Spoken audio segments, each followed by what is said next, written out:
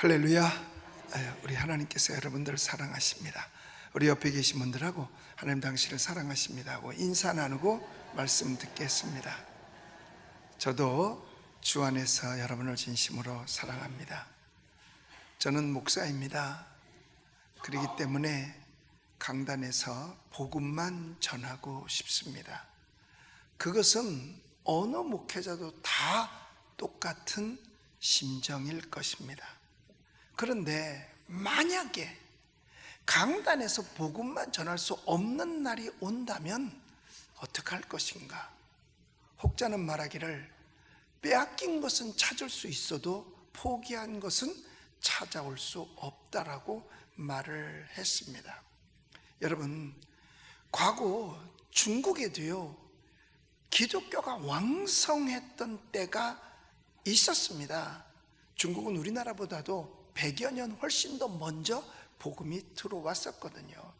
그런데 그와 같이 복음이 전파되어서 왕성했었던 때가 있었는데 모택동이 1966년에 문화 대혁명을 일으키고 자기 손아귀에 중국 전 대륙을 잡으면서 모든 종교를 없애버리다 싶어 했습니다.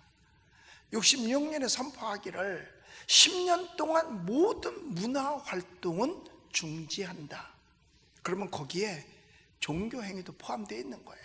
그때는 그들에게 연극 같은 것도 없었고 음악도 사실은 없었어요. 그러니까 교회 생활은 더더욱 할 수가 없었지요. 그런데 1978년 개혁 개방 후에 조금씩 허용을 했으나 하지 못하게 했어요. 말로는 전 세계에 우리나라도 종교의 자유가 있다 하는 것을 알리기 위해서 개방을 했지만은 못하게 해서 항의하면 공무집행 방해로 잡아넣어버리고 말았습니다. 그런데 1982년에 등소평이가 중국을 다스리면서 그가 말했습니다. 모든 국민에게는, 그러니까 중국 사람들에게는 종교의 자유가 있다. 그렇게 해놓고 나서 그 다음에 한 말이 뭐냐? 단 승인을 받아야 한다. 그래서 교회들이 세워지면서 승인을 받은 것이 삼자교회라고 하는 것이죠. 그 삼자교회는 외부인은 접근하지 못하고 전도도 할 수가 없고 그냥 오는 사람만 받아라. 그리고 정부의 입맛에 맞는 그러한 설교만 하는 것을 원칙으로 해서 삼자교회가 생겼어요. 그런데 많은 크리스찬들이 그렇게 할 수 없어서 지하로 숨어들어서 예배를 드린 것이 바로 중국의 지하교회이기도 하는 것입니다. 그리고 2017년 재작년인가죠? 성탄절 축하 대학생들이 행사하는데도 그걸 폐쇄시켜버리고 성탄절 행사라면 잡아갔어요.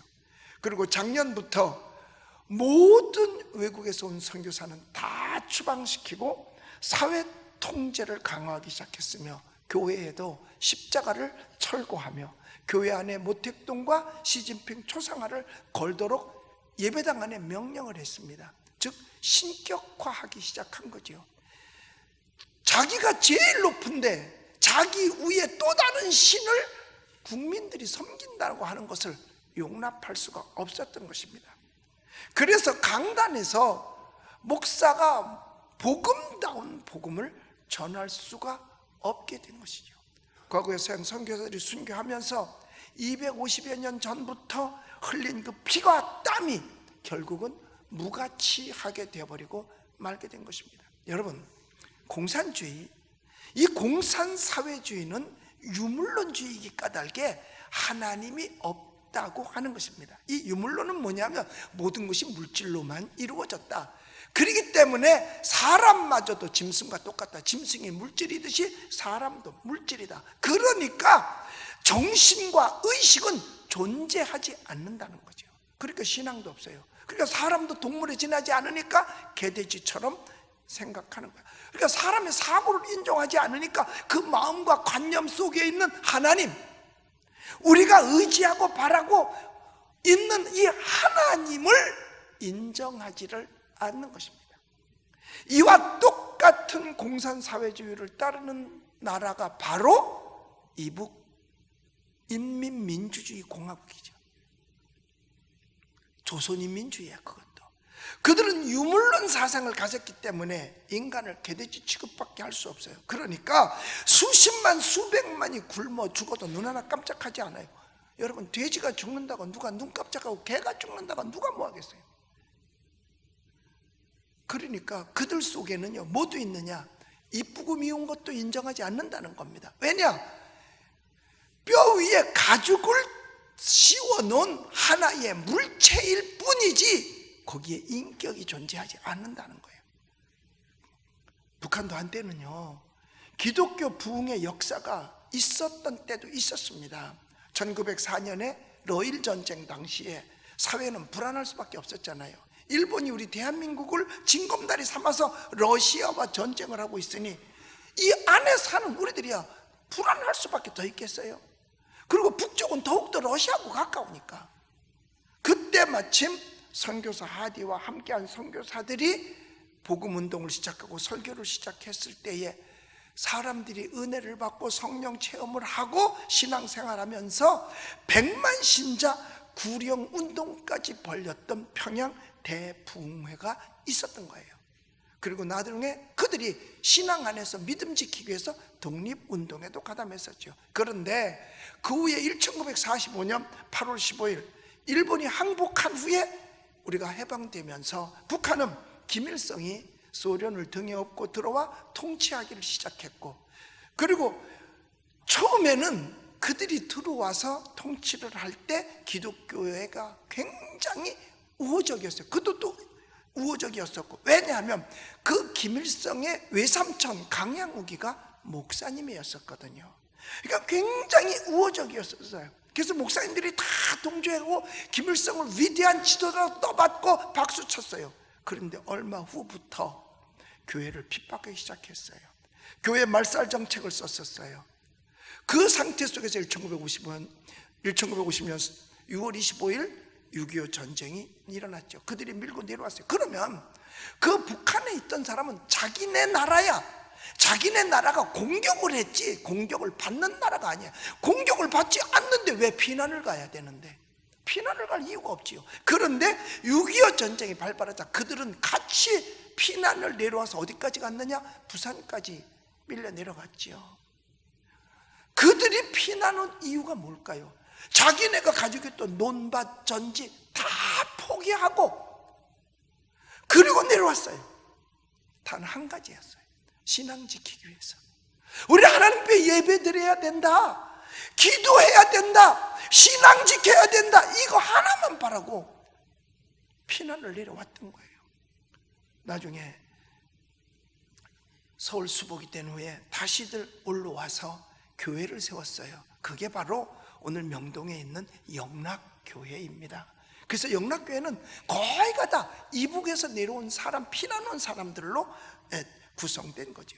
여러분, 공산주의 사회는요, 각 개인의 신앙을 허락하지 않습니다.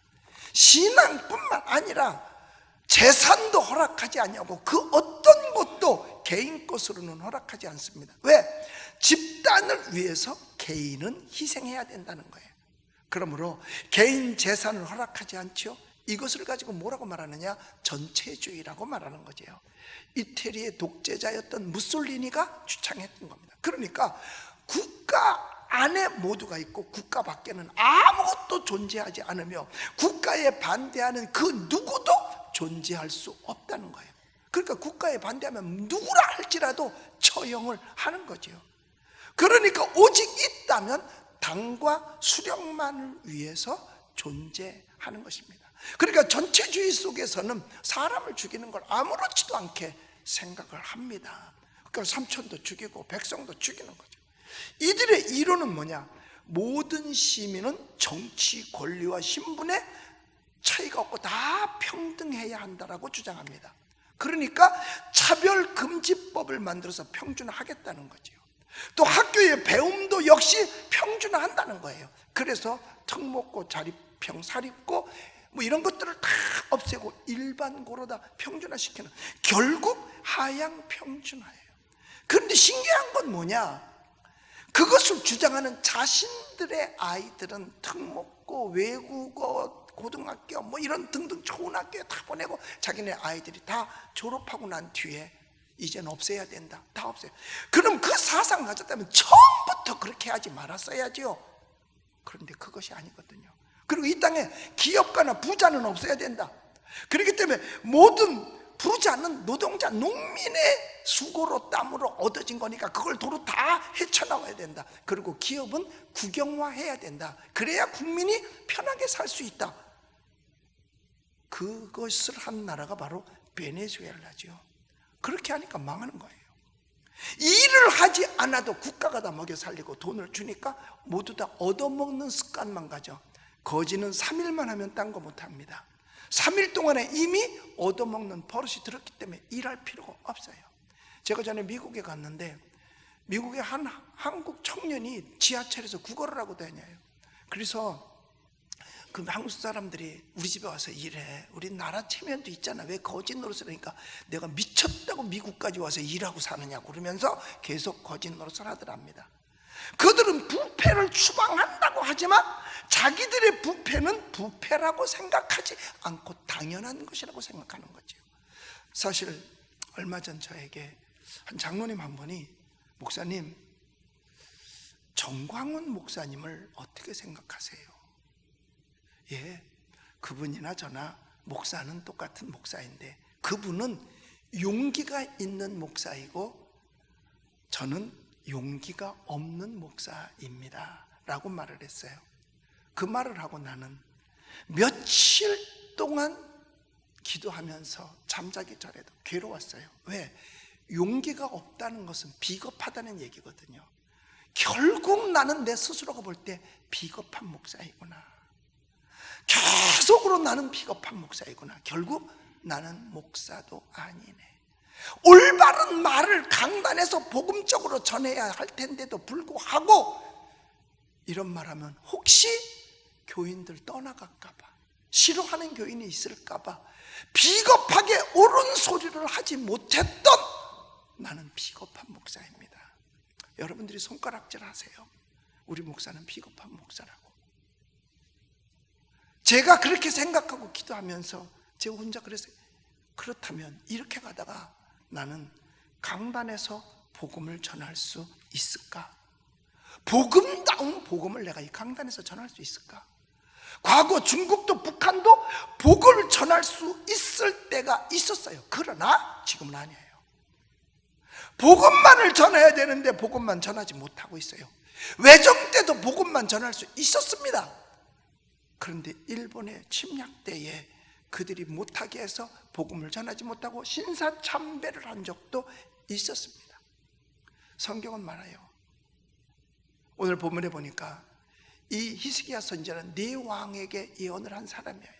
네 왕들이 잘못한 것을 지적한 선지자였었어요. 하나님께서 그에게 말했어요.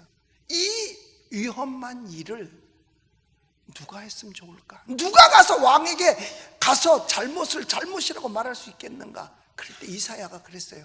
내가 여기 있나이다. 나를 보내소서. 이는 용기 있는 선지자요 용기 있는 목사님이었던 거죠. 그래서 담대하게 가서 순교를 각오하고 가서 왕들의 잘못을, 우상 숭배와 타락을 지적했습니다. 그러면 나는 얼마나 비겁한 목사인가? 여러분, 자유민주주의를 지키지 못하면 사실 언젠가는 강단에서 복음을 전할 수 없을 것입니다. 그래서 오늘 제가 용기를 내어서 그래, 듣기 싫고 이런 것이 있고 나는 그런 것이 아니야, 난 사회주의가 좋아 해서 교회를 떠날 수 있는 분이 혹시 있다 할지라도 제가 비겁한 목사가 되지 않기 위해서 여러분에게 감히 말씀드립니다. 자유는 남이 지켜주는 것이 아닙니다. 신앙도 남이 지켜주는 것이 아닙니다. 내가 지키지 못하면 결국은 자유도 없어지고 신앙도 없어지고 결국은 구원마저도 없어져 버리고 말 것입니다. 이것은 여러분 진영 논리가 아닙니다. 누가 잘하고 못하고가 아닙니다. 제가 몇 주 전에 말씀드렸어요. 좌우가 아니라 성경대로 하나님의 말씀은 중도가 아니라고 중심이라고, 좌우를 떠나서 중심이라고 말씀드렸어요. 이거는 진영 논리를 얘기하는 거예요. 아니에요. 누가 잘하고 누가 못하고 누구라 할지라도 그가 좌든 우든 공산사회주의 전체주의로 나간다면 그것은 막아야 됩니다. 나를 지키고 우리의 후손을 지키기 위해서라도 그것은 막아야 돼요. 그렇지 않으면 이 땅에 교회가 사라지고 말 것이고, 교회가 없는데 무슨 강단에서 복음다운 복음을 전할 수 있겠어요? 나는 교회를 지키고 여러분을 신앙으로 천국까지 인도하기 위해서 자유민주주의를 지킬 것입니다. 공산사회주의자가 이론상으로는 다 그럴 듯합니다. 그렇기 때문에 책으로 공산사회주의를 배우면 사회주의자가 되고, 몸으로 사회주의를 배우면 절대로 사회주의자가 되지 않습니다. 공산사회주의, 전체주의 이론으로는 너무나 좋거든요. 그러니까 이론적으로 책으로 배우면 다 사회주의자가 된다니까요. 우리나라에서는 책으로 배운 공산사회주의자는 많지만 몸으로 배운 사람은 없어요. 몸으로 배운 사람은 북한 사람들이겠죠. 그러니까 그들은 자기 나라를 버리고 도망쳐 나오는 거예요. 자유민주주의를 지키는 것이 신앙을 지키는 것이고 교회를 지키는 것이고, 내가 강단에서 복음을 전할 수 있는 겁니다. 남이 해주겠거니 한다면 그건 비겁한 목사 맞습니다. 이제는 남이 해주겠거니 하고 기다리는 그런 비겁한 목사가 되지 않으려고 합니다. 기원전 490년 페르시아에 4만 명의 군대가, 그것도 정예부대가 그리스 아테네를 쳐들어오고 있었어요. 그때 아테네 시민은 아이들까지 다 합쳐봐야 1만 명밖에 되지 않았습니다. 4대 1이에요.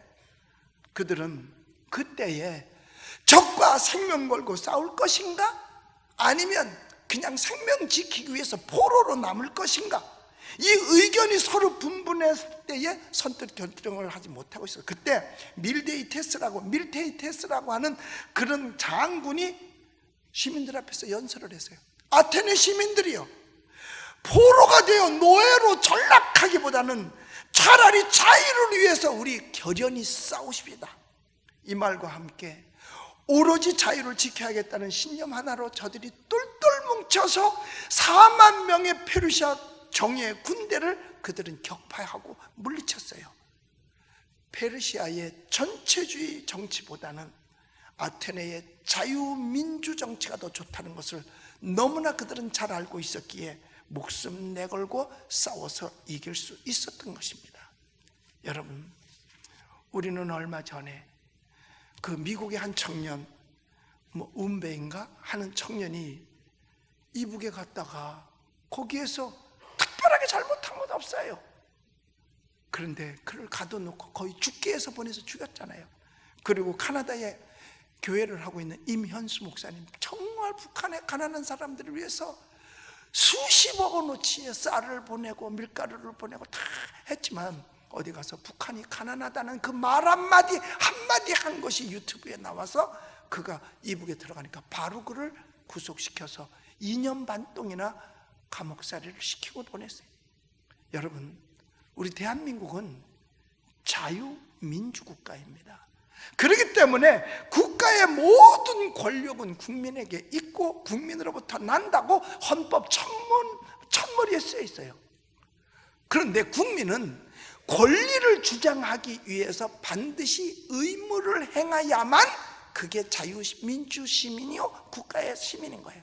우리나라도 그래서 4대 의무가 있잖아요. 그건 다른 나라에도 그런 의무들은 있습니다. 국토방위 의무, 근로 의무, 납세 의무, 교육 의무. 이 의무를 지켜야만 국민의 권리를 주장할 수 있는 거예요. 그리고 또한 대통령은 국민으로부터 권력을 부여받았으니 그 4가지의 의무를 다 할 수 있도록 모든 조건을 갖추어 주어야 하는 것입니다. 그냥 너 혼자 가서 의무를 다 해? 조건이 안 되는데 어떻게 의무를 다 할 수 있겠어요? 대통령은 모든 조건을 만들어 줘야 되는 거예요.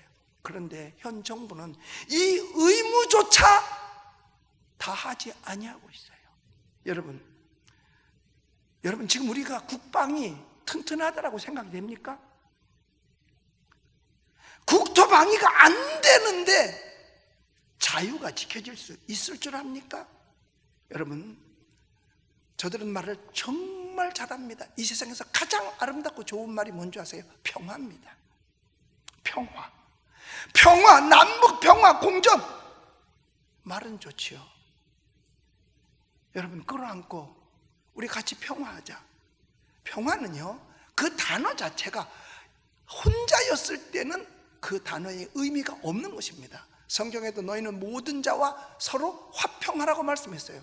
상대가 있을 때 평화도 있는 거지 미움도 있는 거고, 상대가 없는데 무슨 미움과 평화가 있겠습니까?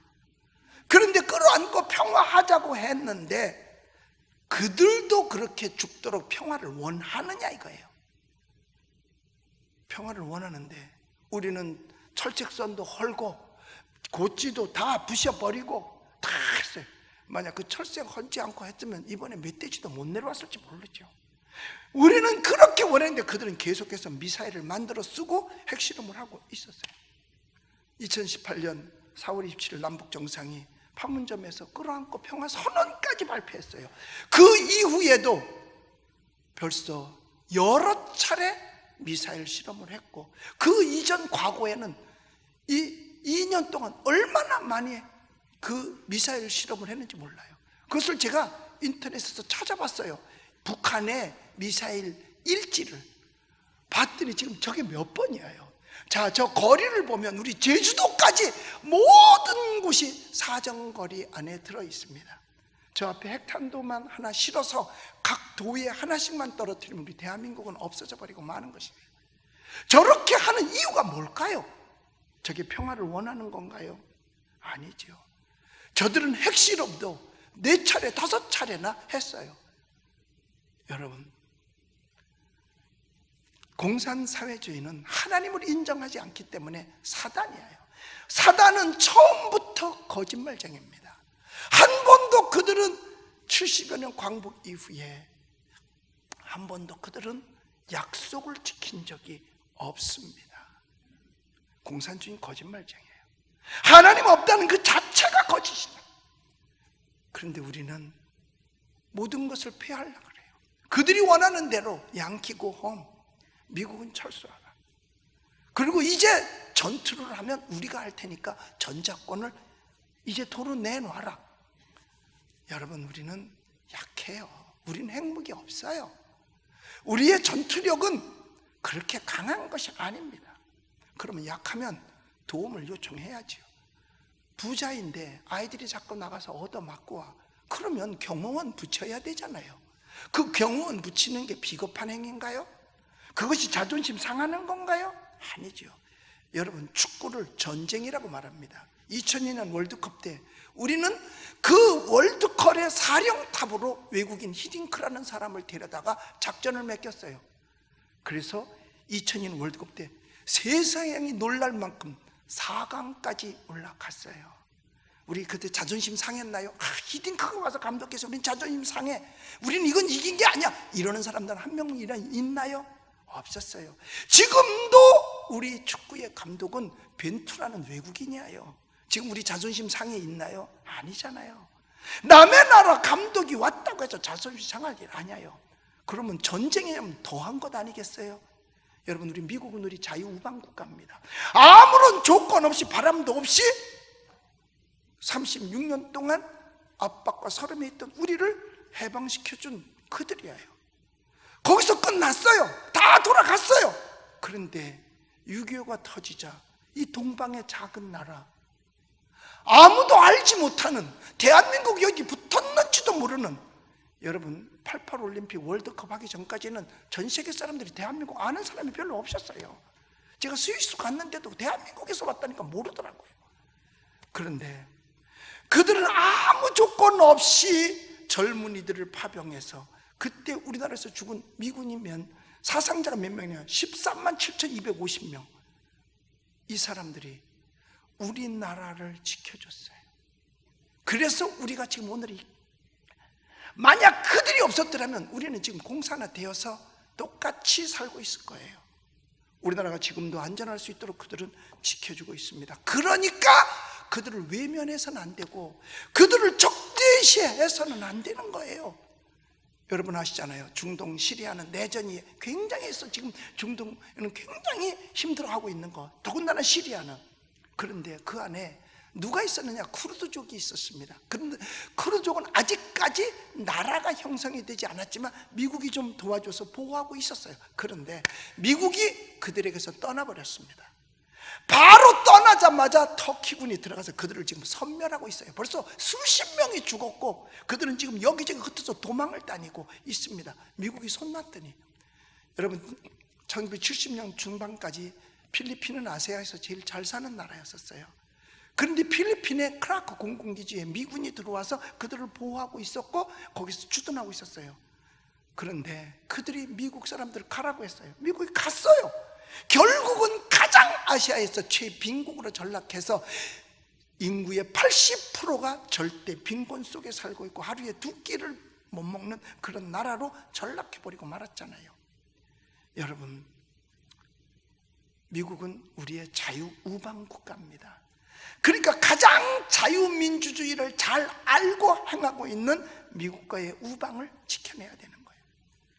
북한은 1950년 6월 25일 새벽에 그냥 밀고 선전포고도 없이 그냥 밀고 내려왔어요.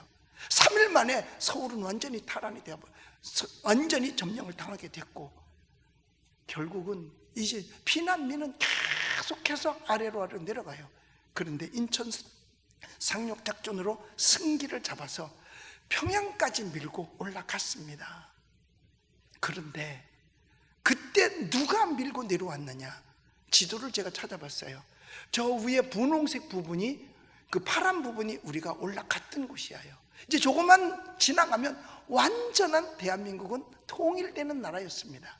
그런데 저 빨간 부분이 뭐예요? 중공군이 수십만 명이 인해 전술로 밀고 내려왔습니다. 그래서 결국은 전쟁을 하다가 중간에 38선이 그어지게 된 거죠. 중공군은 여러분 재벌을 못 줍니다. 그들은 공산사회주의를 신봉하고 있어요. 그들은 우리를 침략했던 자, 통일을 막았던 자들이에요. 그런데 그 공산사회주의를 신봉하는 그 중국을 동맹으로 생각할 수 없습니다. 그렇기 때문에 친중과 친북은 무조건 안 되는 거예요. 왜? 우리는 사상이 달라. 우리는 자유민주주의 공화국이에요. 그러면 공산사회주의 민주주의 공화국이에요. 여러분, 국토방위 할 수 있는 조건을 갖추어 주어야 군인들도 힘을 얻고 국민도 안전을, 평안함을 느낄 수 있는 거지요. 절대로 친중 친북은 안 되는 겁니다. 친밀하기보다는 자유우방 국가와 같이 손잡고 나라를 지키는 거지요. 근로 의무 당연히 해야죠. 성경에도 일하기 싫어하는 사람은 먹지도 말게 하라고 말했습니다. 놀고 먹는 것은 없어요. 그런데 여러분, 지금 생각해 보시면 알 거 아니에요. 베네수엘라고 하는 나라, 남미에서 제일 잘 살던 나라, 세계 미인 대회 하면 진선미 안에는 반드시 들어가던 미인이 살고 있는 베네수엘라. 그런데 지금 최빈국이 되어버리고 말았어요. 왜? 국가가 기름이 나니까 그냥 돈을 마구 쓰는 거예요. 백성들에게 막 줘. 그리고 모든 기업은 국영이 가지고서 줘요. 놀고 먹었어요. 그런데 최근 몇 년 사이에 물가가 얼마나 올랐느냐? 137만 %. 137%가 아니라 137만 %. 그러니까 국민의 살 수가 없어서 10분의 1, 300만 명이 이미 나라를 떠나버렸어요. 배고파서 그 아름다운 여인들이 몸을 팔아, 밥 한 끼만 사주면 몸을 팔아. 여러분, 제가 그림을 봤어요. 봤더니 세상에 휴지 하나 살려면 돈을 저만큼 가져가야 저 휴지 하나를 사는 거야. 돈을 저만큼 싸가지고 가야 저 휴지 하나를 사요. 바나나 하나 먹으려면 돈을 얼마나 가져가야 되는 줄 아세요? 바나나 하나 먹으려면 저 돈을 저렇게 많이 가져가야 돼요. 그런데 화폐 계획을 해서 돈을 찍을래도 돈이 없어서 찍지를 못해. 그러니까 어떻게 하느냐, 우리나라 돈 같으면 5만 원짜리를 물감 속에다 집어넣어서 물감 색깔이 바뀌면 그게 5천 원짜리로 바뀌는 거야. 그러니까 돈을 찍고 싶어도 돈이 없어서 찍을 수가 없어. 동전이 없어. 왜? 동전 찍을 돈이 없어. 여러분, 물가가 137만 %까지 올랐다. 여러분, 여러분 공짜 좋아하면 안 돼요. 공짜 좋아하면 안 됩니다. 그리고 교육, 잘하는 것을 억지로 못하게 할 경우에 나라가 발전할 수 없어요. 결국 사람은 개돼지가 되는 거죠. 자기 아이들은 좋은 학교 다 보내고 졸업했다고 해서 없애버리자고 하고, 진짜 평등은 뭐냐? 잘할 수 있는 애는 잘할 수 있도록 해주고, 잘 못한 애는 다른 쪽을 방향을 잘할 수 있도록 도와주는 것이죠. 억지로 못하게 하는 거. 여러분, 우리가 자유민주주의, 대한민국을 지켜야 될 가장 큰 이유는 뭔지 아세요? 우선 첫째는요, 신앙을 지키기 위해서예요. 공산사회주의는 하나님의 말씀을 반하는 일만 하고 있습니다. 사람들은 말하지, 뭐 그까지 동성애 우리만 안 하면 되지 않냐? 천만의 말씀. 여러분, 이미 아셔야 돼요. 간통죄는 사라졌습니다. 간통은 죄가 아니에요. 낙태도 지금 이미 사라졌어요. 죄가 아닙니다. 결국은 7계명 6계명을 어기는 거예요. 살인죄, 간음죄. 학생 인권 조례에는 부모를 거역해도 된다라고 하는 조례를 만들었어요. 부모가 야단치면 인권 침해이기 때문에 고소하라고요. 그러니 성경 5계명 네 부모를 공경하라고 하는 이 말씀을 대적하는 행위죠. 하나님의 말씀을 대적해요. 이런 것을 죄라고 하는데, 만약에 강단에서 이 하나님의 말씀을 전하면 범법자가 되어버리고 마는 것입니다. 왜? 법이 그렇게 되어 있으니까. 좌우 가릴 것 없어요. 누구든지 하나님을 대적하는 것마저도 용납할 수는 없는 겁니다. 미국 어떤 주에서는 동성애자가 주례를 서달라고 했는데, 목사님이 동성애는 인정할 수 없어서 주례 설 수 없다고 했으니까 고소를 했는데 24만 달러를 벌금을 물었다고 합니다. 중동에 재미난 교훈적 유화가 있습니다. 중동은 이제 낮과 밤의 기온 차이가 굉장히 심하잖아요. 낙타를 데리고 여행을 하는데 밤이 돼서 텐트를 치고 이제 자리에 들어갔어요. 낙타는 바깥에 있고, 근데 낙타가 밤에 기온이 차가우니까, 주인님, 나 머리가 너무 시려서 그러는데 나 머리만 하나 집어넣으면 안 될까요? 천막 안으로. 그랬더니 자기 낙타니까 그래 집어넣어. 조금 있다가, 주인님, 앞다리가 너무 시려요. 앞다리만 집어넣으면 안 될까요? 그래, 앞다리 넣어. 주인님, 배때기가 너무 시려요. 배를 좀 집어넣으면 안 될까요? 그래, 넣어. 주인님, 뒷다리가 너무 시려요. 뒷다리 들어오니까 꼬리까지 다 들어왔어요. 이제는 천막 안에 꽉 찼어요. 들어오자마자 뭘 했느냐? 똥을 싸버렸어. 이젠 사람이 그 안에 있을 수가 없는 거예요. 여러분, 공산사회주의는 갑자기 우리를 무너뜨리는 것이 아니라 야금. 그러니까 개구리를 뜨거운 물에 집어넣으면 확 튀어나오겠죠. 그런데 찬물에 넣고 헤엄칠 때 서서히 불을 떼면 뜨뜻하네 하고 못 모르고 있다가 익어서 죽게 되는 거예요. 결국 여러분, 하나님의 말씀을 대적하는 것이 법으로 되어진다면 성경은 그때부터 이걸 읽으면 안 되는 불온서적이 되어버리고 마는 겁니다. 그러므로 자유민주주의를 지키는 것이 교회와 신앙을 지키는 것이고, 내 가정, 내 자녀를 지키는 일이에요. 못 지키면 베트남처럼 되어버리고 마고 보트 피플처럼 되어버리고 마는 것입니다. 그러니 지금 여러분, 그래요. 정부나 대통령이 이런 친북을 하며 하나님의 말씀을 대적하는 사회주의의 법을 만들려고 하니까 안 된다는 거예요. 그것이 법이 되면 결국은 교회는 위축되고 설교는 위축될 수밖에 없는 것입니다. 여러분, 건널목 건널 때 빨간 신호등은 법입니다. 건너오지 말라는 법이에요. 법이 없을 때는 자유롭게 왔다 갔다 뛰어다녀도 아무런 꺼리낌이 없었어요. 위축을 받지 않았어요. 그런데 가다 딱 빨간불을 만나면 그때 위축을 받습니다. 왜? 그게 법이기 때문에 그래요. 법으로 정해지면 교회는 위축을 받을 수밖에 없고 설교는 위축을 받을 수 없기 때문에 복음다운 복음을 전할 수가 없는 것입니다. 여러분, 그래요. 우리 진영 논리에 매여 있지 맙시다. 어떠한 사람, 개인을 좋아하지 맙시다. 왜냐? 우리는 하나님의 자녀이기 때문이에요. 우리 예수님 믿으시면 아멘 합시다. 우리는 하나님의 자녀예요.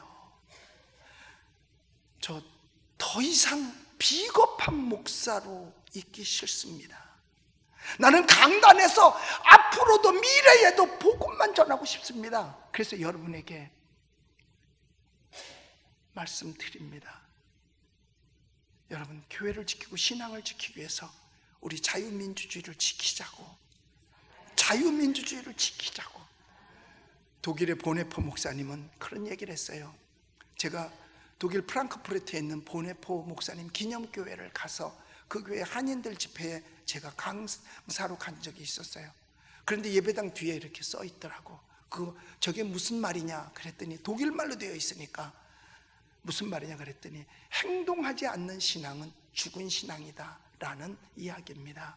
보네포 목사님이 30대 때에 히틀러가 하는 것이 전체주의의 사상이고 이거는 하나님이 기뻐하지 않는 일이기 때문에 그는 히틀러 암살단의 자원에서 들어갔어요. 생명 걸고.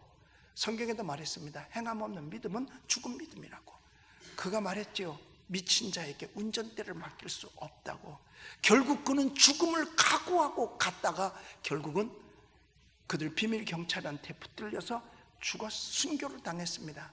그 순교당한 열흘 뒤에 히틀러는 그의 애인 집에서 같이 죽어버려요. 자살을 하고 말았죠. 제가 지난 10월 9일 날 광화문 광장에 나갔습니다. 내 스스로가 나 정말 비겁한 목사 맞지? 나는 비겁해. 그래도 은평구에서는 종교 지도자라고 하고 대한민국의 목사님들 지난주까지 11,100명을 가르친 목사인데 그래도 내가 지도자인데 자리라도 하나 채울까? 그것도 역시 비겁한 거죠. 그래도 종교 지도자라고 하면서 그때 그 자리에 제가 잘 아는 장경동 목사가 나와서 설교라기보다는 강연을 했습니다. 그때 그가 이런 얘기를 하더라고요. 대통령 각하, 우리 목사는 교인 한 사람만 슬픔을 당해도 찾아가서 위로하고 어루만져 줍니다. 한 사람만 시험 들어도 가서 쫓아가서 달래줍니다. 대통령 각하, 이 많은 사람들이 여기 나와서 가슴 아파하는데 나와서 달래줘야 되는 거 아닙니까? 뭐가 무서워서 못 나옵니까? 이렇게 가슴 아파하는데 와서 단 한마디라도 나와서 하셔야 되는 것 아닙니까? 나와서 설득하세요. 대통령 각하 직접 말씀하지 않으셨습니까? 후보자 때에 혹시 국민들이 나와서 하야하라고 이렇게 한다면 당신 뭐라고 말했습니까? 그때 내가 광장에 나가서 내가 말하겠다고 하지 않았습니까? 나와서 우리를 설득하세요. 설득이 안 되면 설득 당하시면 되잖아요 하면서 그는 외쳤습니다. 제가 그 끝난 후에 장경동 목사에게 문자로 연락했어요. 목사님, 참으로 용기가 있는 목사님입니다. 고맙습니다. 내가 이렇게 문자를 보냈어요. 여러분, 우리 교회 한 성도의 가정이 이민을 간다 그래요. 그래서 내가 아이 공부 때문에 그러냐 그랬더니 그거는 두 번째고 우리 아이에게 있어서 앞으로의 나라에 미래가 없다는 결론을 내렸다는 거예요. 다른 목적이면 몰라도 나라에 희망이 없어서 이민을 가는 자가 생긴다면 그런 나라는 안 되잖아요. 사회주의는 망합니다. 국민은 개돼지 짐승으로 전락합니다. 왜 실패한 나라들을 따라갑니까? 왜 잘못되어 가난하고 쩌들은 나라를 따라갑니까? 아르헨티나가 그렇게 됐어요. 러시아가 그렇죠. 브라질이 그렇죠. 중국도 그렇죠. 북한은 말할 것도 없고 캄보디아, 베트남 다 마찬가지. 여러분, 우리 나라는 1950년 6.25 동란으로 세계 최빈국이었습니다. 그런데 자유민주주의를 택하고 시장경제를 택함으로 말미암아 모두가 다 함께 일하면서 오늘날 경제 태국을 이뤘습니다. 베네수엘라가 그렇게 부유하게 살았습니다. 망하는데 몇 년 안 걸렸어요. 우리는 이제 그런 거를 실물 경험을 했으니 자유민주주의 지켜야 돼요. 국가가 공짜로 준다고 박수치고 좋아하면 안 돼요. 이 세상에 공짜는 없는 겁니다. 공짜를 받았다는 코 끼는 거예요. 결국 지금 어른들이 받은 공짜 우리의 자녀들이 다 갚아야 됩니다. 갚을 것 없으면 결국 거짓 신세 돼버리고 마는 거예요. 베네수엘라, 브라질, 아르헨티나가 다 우리의 모범으로 보여주잖아요. 우리 사랑하는 성도 여러분, 우리 예수님 믿으시면 아멘 합시다. 우리는 하나님의 자녀예요. 예수를 믿으면 공산사회주의는 절대로 할 수 없습니다. 예수를 안 믿는 사람은 할 수 있어요.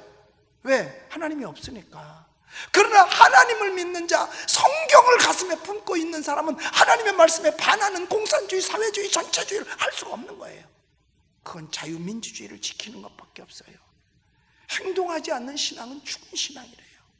자유민주주의를 지키기 위해서 행동할 수밖에 없는 겁니다. 이런 것을 볼 때 주님 오실 때가 그만큼 가까워지지 않았는가? 여러분, 우리가 그렇게 행동을 하면 당장은 불이익을 받을 수도 있을런지 모릅니다. 그래도 이사야가 내가 여기 있나이다, 나를 보내소서 하고 순교를 각오하고 갔던 것처럼 다니엘과 그의 친구들이 용광로 속에 집어넣는다고 하고 사자굴 속에 집어넣는다 하더라도 당장은 불이익이 와서 생명을 잃을 수도 있을런지 몰라도 그들의 신앙을 지켰기에 오늘날 이스라엘이 있는 것처럼 우리 자유민주주의를 지키고 우리의 신앙을 지켜서 우리의 후손들에게 아름다운 나라를 물려줄 수 있는 저와 여러분이 되시기를 예수님의 이름으로 축원합니다.